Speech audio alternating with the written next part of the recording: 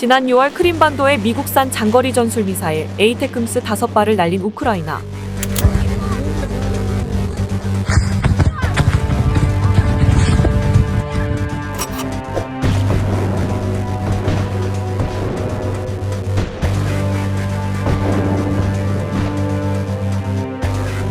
드디어 올여름 하늘에서 누빌 F-16 전투기를 위해 러시아의 방공망을 깨부수고 있는데요.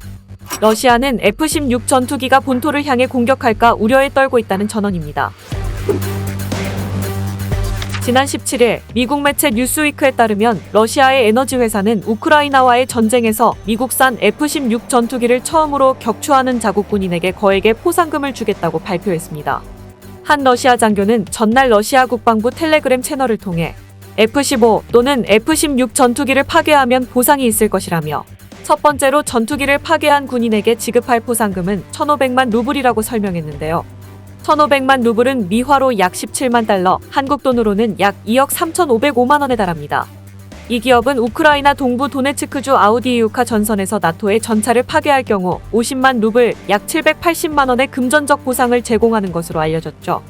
해당 영상은 북대서양조약기구 나토 회원국인 네덜란드와 덴마크가 최근 미국의 지원을 받아 우크라이나에 F-16 전투기 총 24대를 보낸 가운데 공개됐는데요.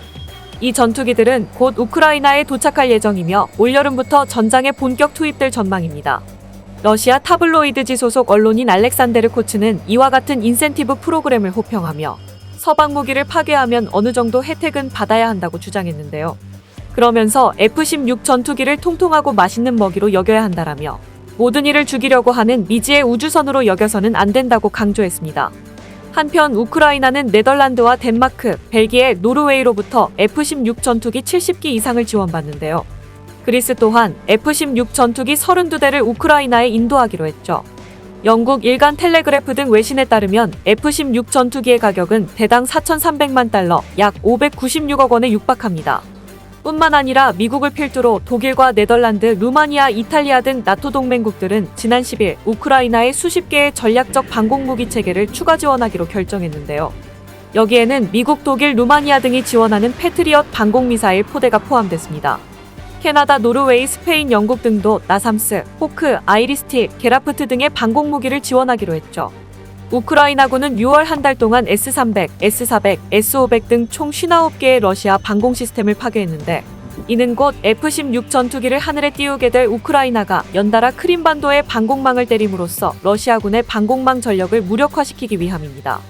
미국 싱크탱크 전쟁연구소는 우크라이나가 향후 F-16 전투기를 투입해 러시아 본토의 항공자산을 타격해야 하는데 항공기를 위협하는 방공 시스템을 미리 파괴해 줄여놓으면 F-16 전투기의 공중작전 수행 시 자유도가 더 높아질 수 있다고 분석했는데요. 앞서 토니 블링컨 미국 국무장관은 지난 10일 나토 정상회의 관련 대담을 통해 앞으로 수일 내 믿을 수 없을 정도로 강력한 우크라이나 지원 패키지가 발표될 것이라며 그 패키지는 우크라이나의 나토 가입에 분명하고 강력한 다리를 놓게 될 것이라고 말하기도 했습니다.